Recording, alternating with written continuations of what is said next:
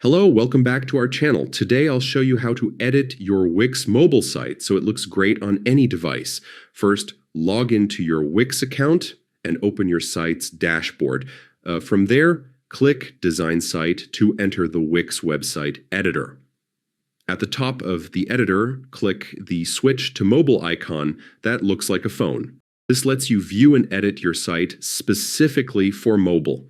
Now you can adjust text size, move images, and rearrange widgets so everything looks clean and easy to use on a smaller screen.